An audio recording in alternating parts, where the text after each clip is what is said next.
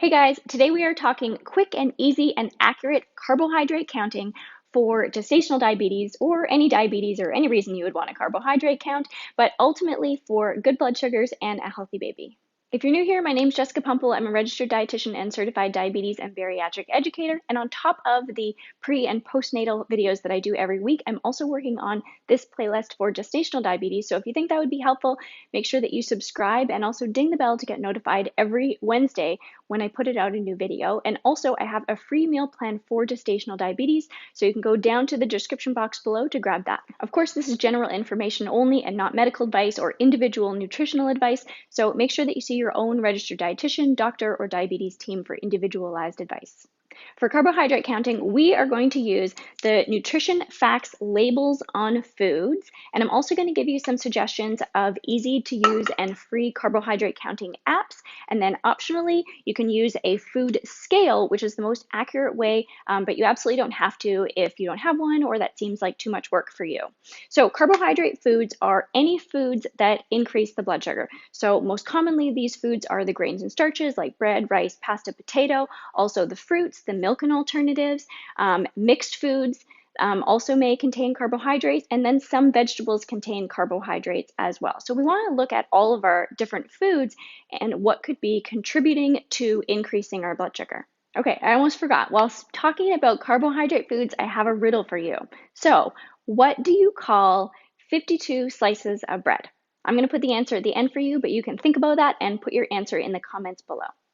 If a food has a label, you can look at the nutrition facts table. And the first thing that you want to look at when you look at the nutrition facts table is the portion size. So the portion size is not a recommendation of how much you should eat, but it's just an amount that the company came up with that they're responsible for sharing how much nutrients is in that portion size. So you may only be eating half that portion size, or often companies make this portion size small to make all their nutrients look better. So you may actually be eating more than the portion size. So let's say you're eating double the portion size here, then you would actually need to double all of the nutrients on there because that's how much you're consuming of it.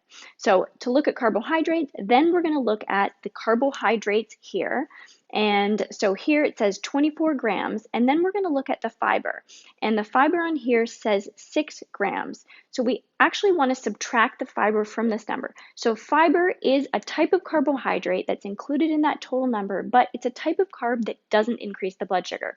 And we're interested in the carbohydrate that does increase the blood sugar. So here it would be 24 grams of total carbohydrate minus 6. And so that's going to be 18 grams of net carbohydrate that is increasing your blood sugar.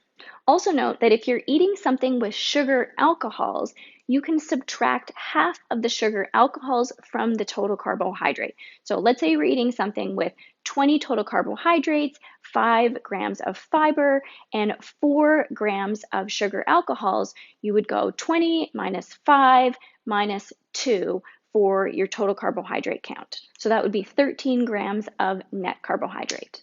You also want to be careful with sugar alcohols. You don't want to have more than 10 grams of total sugar alcohols, or you could end up with some nasty GI side effects, upset tummy, and diarrhea. But let's say that there isn't a label on the foods that you're eating, and hopefully some of the foods that you're eating don't have labels on it.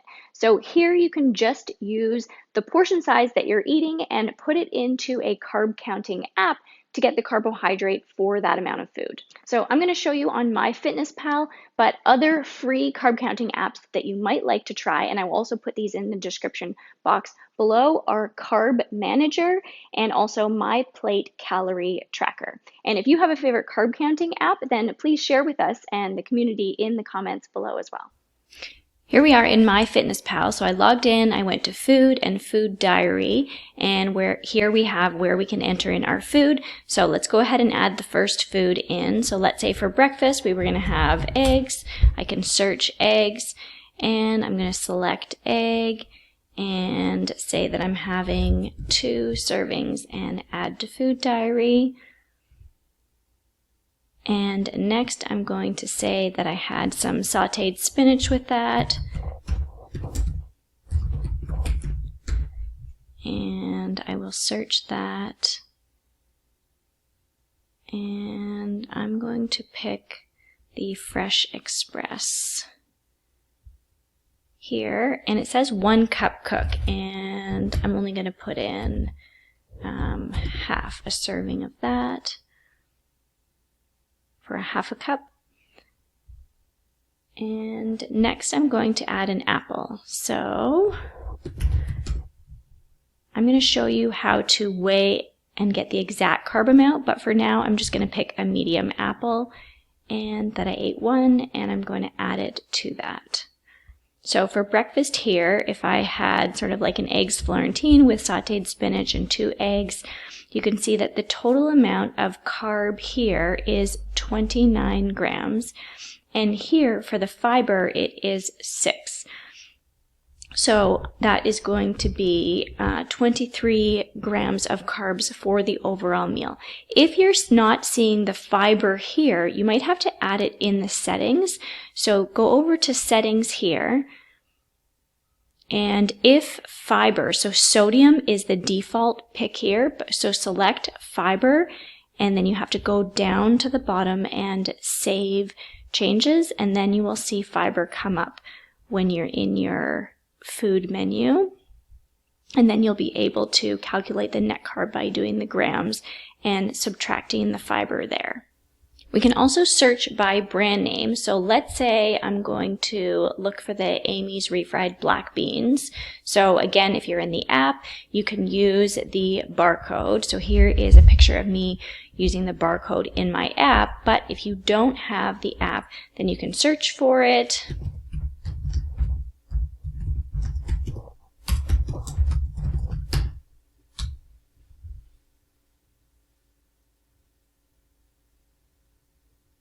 And I'm going to pick it in cups because I'm going to measure it out. And so it's saying 1 serving of a half a cup, add it to my lunch. Perfect. And here we are. So I already added the other things for my lunch. So we've got an avocado, I put some lime juice, and I had a cup of unsweetened almond milk with the refried beans for a total carb of 35 and fiber of 17. So we are at 18 net grams of carbs for our lunch. You can also make it easier and use quick tools, and so you can remember a meal that you already had, or you can go to recipes and input a recipe either from a website, or you can put it in manually, and then you would just choose how many portions of that recipe that you have to figure out how many carbs were in that recipe. If you're wanting to be the most accurate, then using a food weigh scale is going to be the best option. I know it's a little bit more work, but if you don't have one, you can get one on Amazon. So between sort of, I think I saw one for $9.97 and $20 would be an absolutely fine one to get. So you just want to take your food and you're going to take a plate. You're going to place your plate on the weigh scale and zero it or tear it. So once it says 0, then you can place your food that you're going to eat on it. And so it's telling me that this apple weighs 172.6 grams. And actually, if I wanted to be the most accurate, I would actually cut this apple up and only put on the plate what I'm actually going to eat, because there's going to be the core in there that I'm probably not going to eat. So I'm going to zero it again, and then I will put the part that I'm actually going to eat on the scale. And so this is actually 147 grams. Here we are in MyFitnessPal again. So let's say I want to be the most accurate with my carb counting for this apple. So I'm going to search Royal Gala apple. And I'm going to click on the apple here. I'm going to go over to the options of the serving size, and I'm going to pick 1 gram, and we know that we measured out 147 grams, and so I'm going to add that to my food diary. And so you can see here when we put in 147 grams, we've got 23 grams of total carbs, and we can subtract 5 grams of fiber, so we're at 18 grams of net carbs. And if we go back and look where I estimated and just put a medium apple in, we were close at 25 grams of total carbs and subtracting 4, so 21. So they are fairly similar, but if you want to be the most accurate, then weighing it and putting it into the app this way is going to be the most accurate way of doing it. If you still have questions, feel free to put them in the comments below, or if you have a food that you're not sure of the carb amount, put it in and I will help you figure it out. And whether you want to carb count or not, you can go ahead and grab the free meal plan for gestational diabetes below, as well as we have a Facebook group for support for moms with gestational diabetes. So I'm in the group every day answering questions, and the other moms in there are amazing as well. So offering support, sharing experiences, they're in there answering questions as well, and they also have been going through it and have a lot of knowledge as well.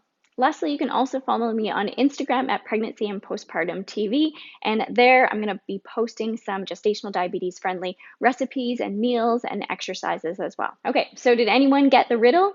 What do you call 52 slices of bread? And the answer is a deck of carbs. All right, guys, thanks so much for watching. If you found this video helpful, let me know in the comments below. Make sure you subscribe and hit the bell to get notified every Wednesday when I put out a new video. I'm going to keep adding to the gestational diabetes playlist. And also make sure that you hit the thumbs up to let me know that you like videos like these and you want to see more of them.